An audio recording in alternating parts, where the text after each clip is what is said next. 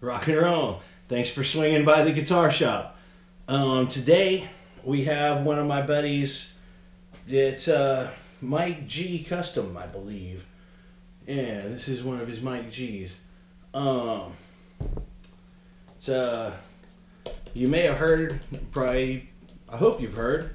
This guitar belongs to my buddy John Kiefer. He's got his own YouTube channel named after him, John Kiefer, the Keifer, and he's a guitar player. He teaches guitar. He does some composition. Most of the stuff on his channel is classical in nature, and he's got this guitar. It's got a Killswitch on it, but the Killswitch that's on there is not the most responsive Killswitch ever, and he's not totally digging it.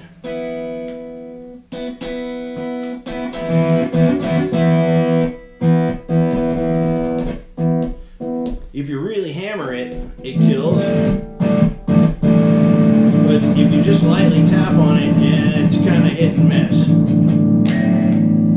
So John went out and got the new, or I don't know how new it is. This one, of course, is new, but it's the EMG TKO. And so we're gonna take the old one out and put the TKO in the spot where it comes out of. Kind of be interested to see how it sounds. I think it's gonna fit in the spot where this guy is coming out. It's real close. There's a lot of controls real nearby. So we'll have to see, but pretty sure. So, rock and roll. I'm gonna get started. Oh, John specifically requested that I not clean this guitar. So, hope y'all are all cool with that. I think I can remember to not clean it. I remembered to tell y'all I wasn't supposed to clean it. Oh, and John will totally be watching this, I suppose. If you go on my channel page, on my subscriptions, like the people I'm subscribed to, you'll find John's channel there, or you can look him up by name. Some pretty cool stuff, in my opinion. He doesn't talk on camera much. I don't know if I'll be able to get him to do a video about how cool he thinks it is, although he may very well do a video using it if he thinks it's cool. Maybe not. He may just use it when he's playing. But I think he might do a video. I may try to twist his arm. John, do a video about how cool this guitar is after the mod. Take the strings down. Yeah, if you like classical music and you play guitar, you might even want to check out John's books. He's got a bunch of books from Mel Bay. But I'm trying not to do, or I'm not trying to do a plug for Kiefer and all of Kiefer's cool stuff. But I'm sure he won't mind if I mention it.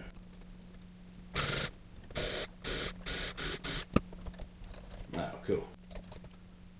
Is all that writing up here on camera too here? It does now. Wow, this little guy is tiny. Grounding out the output could not be simpler.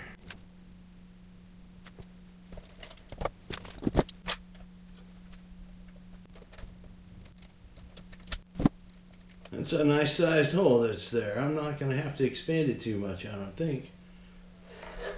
A little bit. Kind of surprised how big that hole is with how little that button is. Oh wow, check that out. Thousandths of an inch. That's close enough. I think a tapered reamer is more likely the right tool for the job than a drill bit.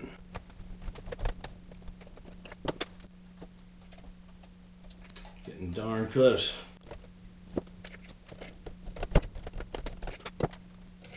Bang. Oh, little plastic chips out of there. They won't short anything out, but might as well take them out. No point in leaving them in. They're not helping anything.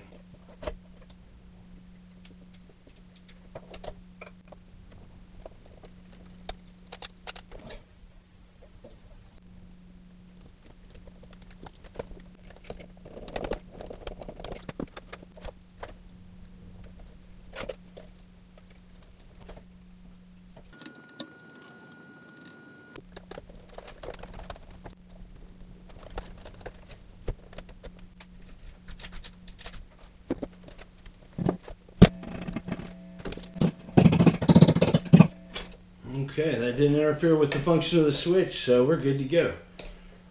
Now I just gotta solder it in. You might be able to get away. Oh, yeah. I was gonna say you might be able to get away just cutting this wire and splicing it, the part that comes from the switch and then the part that goes from the switch and then goes to the volume. But I have these 2 extra lengths of wire here, so just reappropriate this. Go from the switch. Doesn't matter which one of these terminals labeled white I use. It does have one labeled as in and the other as out. Okay, there we go. In. Oh, well, they both say in over out. In out, in out. So, don't need this ground, or, oh, I'm gonna need to ground, huh? Don't know if I'm gonna need to ground or not. Should we try it first without the ground? Then we can always reconnect the ground here in a second if it turns out the 2 grounds are necessary. I think they just gave us the 2 ground lugs because it's for the EMG solderless system. But I don't see any reason why it shouldn't work. Always start with whichever one is hardest to get to so that you don't solder the easy one and then have to work at getting the hard one in across. You've already got the easy one in place. Looks like the way I'm reading this diagram, output is over here and input is over there. So output is over here.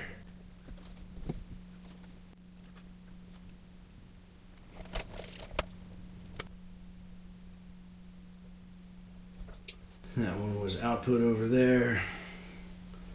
Send it to the volume knob.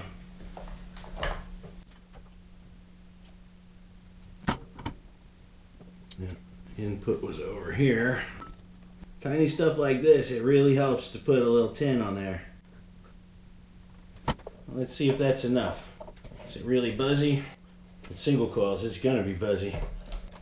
Yeah, it turns out all the electronics in this room, lights and cameras and all that stuff, not really single coil friendly.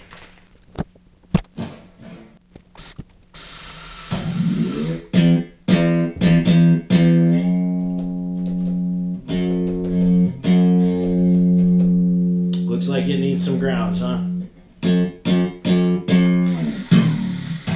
No problem.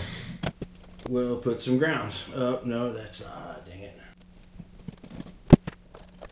I guess we could do one ground at a time, but I think let's just go ahead and do both of them. One little piece of wire gonna do it. EMG gave us this wire to use with their solderless system. Could always scavenge a bit of that, I suppose.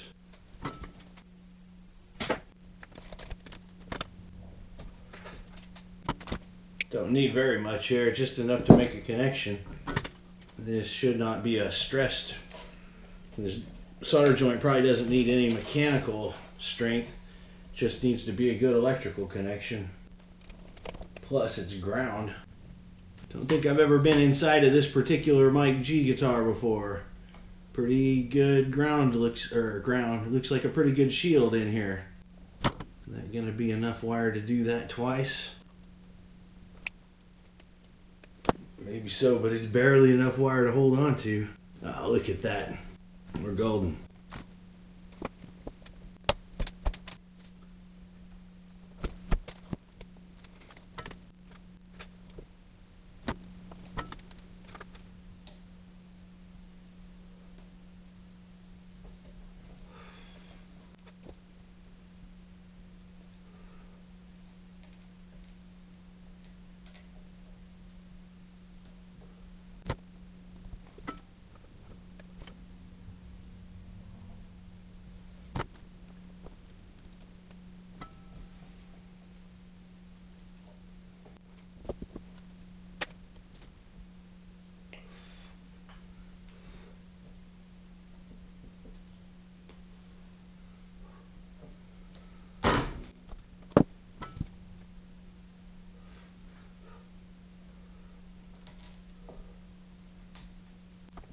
All right, so we have the contact marked white wire feeding the output of the switch, and then the contact marked black wire to ground, and then the contact marked white wire feeding the input from the switch, from the selector, and then we got the other contact marked black wire grounded out also.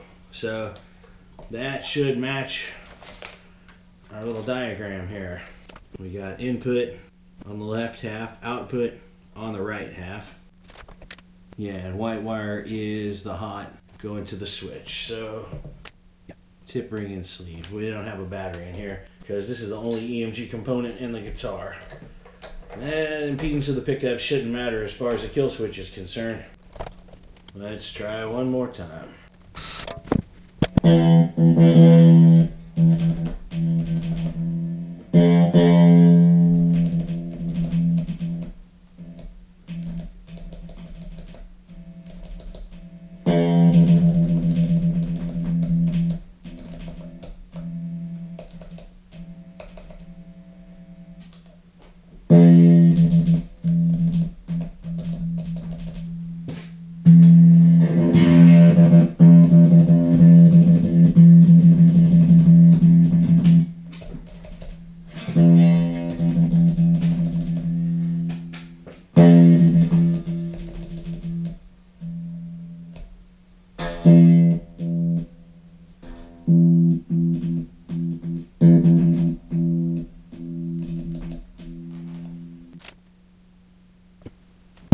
Well, that went so fast.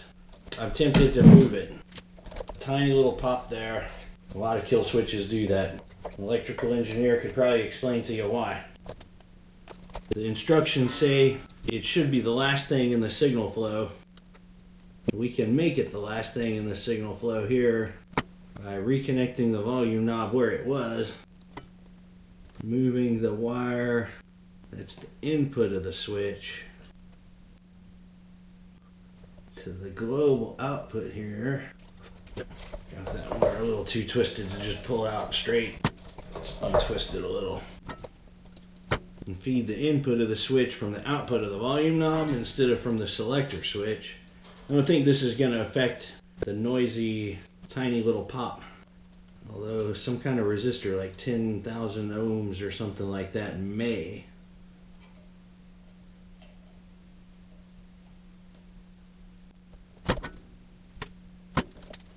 Then have the output of the kill switch feed the output jack like it shows in the diagram. Then the kill switch is the last thing in the signal chain, like the written instructions that came with the switch say. See if that changes the noisiness any. I doubt it, but I'm game to try. Wasn't that noisy, but if we can get even a little less noise this way, I'm cool with that. Just as soon have it the less noisy as possible. If Keeper wigs out, there will be an update where we add a resistor. I'll have to talk to the electrical engineer buddy to find out what resistor though.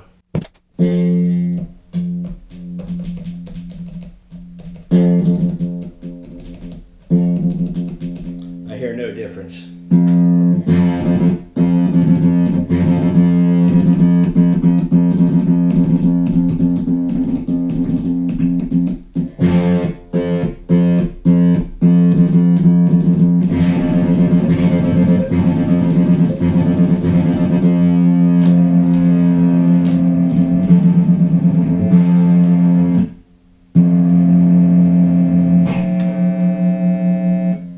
Hear that?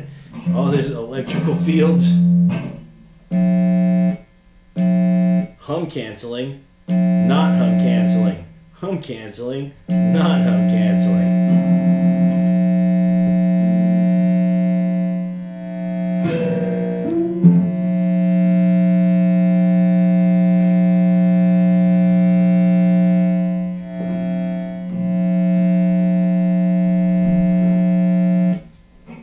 Much better. Okay, third and final possible wiring configuration for the kill switch. This ground wire here.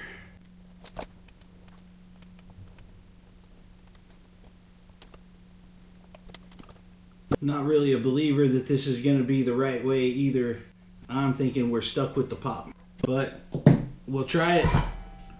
then at the very least we can say, or you can say, anyone who's watched this video can say, you've seen 3 different ways to try to avoid the pop.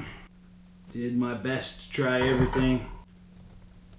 The noise is still there though. I think we're going to just go ahead and go with this. So it is the wiring that most closely matches the instructions here. Coming off of the knob, or coming off of the output jack and going up there, and then this going back to however the EMG grounding system works in these things.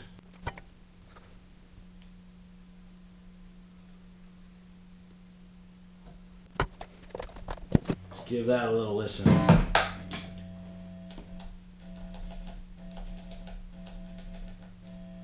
Well, to my ear, that may be a little less.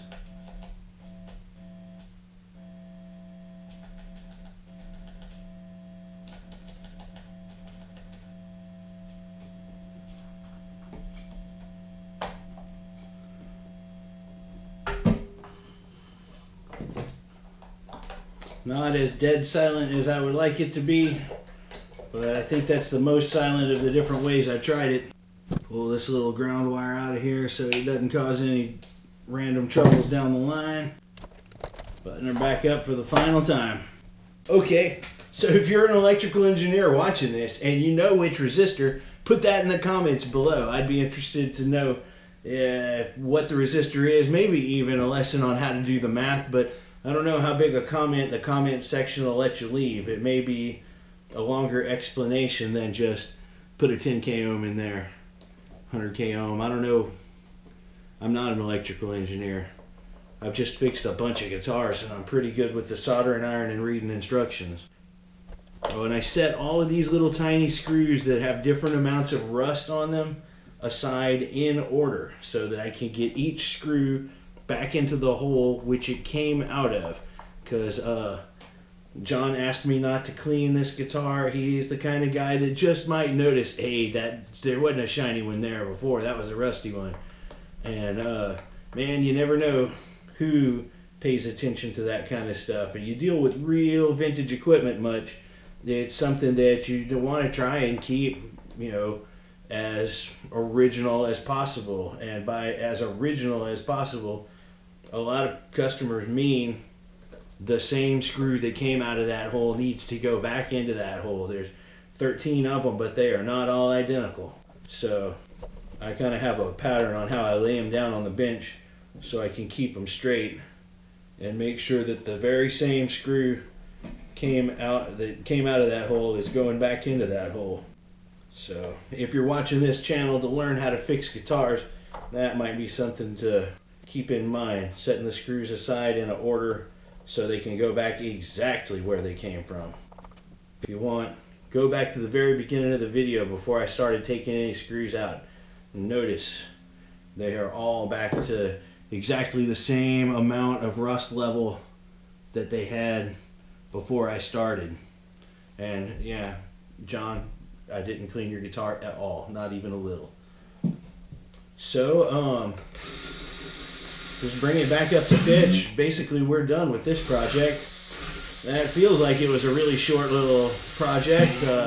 Probably make a really short little video, although I think I may have blabbed the whole time, so there may not be a lot of stuff for me to speed up and post so that it turns into a super short video. But I've been doing that thing where I speed up all the areas where I'm not blabbing just so that y'all have a more concise video that doesn't spend so much time of just me talking about what I'm doing. It just shows what I'm doing. Hoping y'all getting some entertainment value out of it. Hoping that there are people out there who are learning stuff from this.